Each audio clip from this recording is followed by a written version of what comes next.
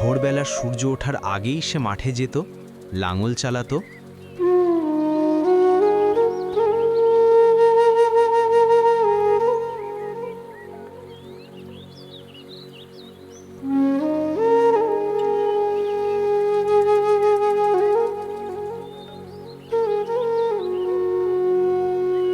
বীজ বুনতো এবং গাছের যত্ন নিত। বৃষ্টি হোক বা রোদ, কোনো কিছুই তাকে থামাতে পারত না। ফসল ফললে কেউ সবজি নেবে? সবজি, তাজা তাজা সবজি নিলে আসেন, তাজা তাজা সবজি। আজকে সবজিগুলো বিক্রি হবে না, আজকে মনে হয় বাজারে যেতে হবে বিক্রি করতে। গিয়ে দেখি বাজারে বিক্রি হয় নাকি। সে তা বাজারে বিক্রি করত এবং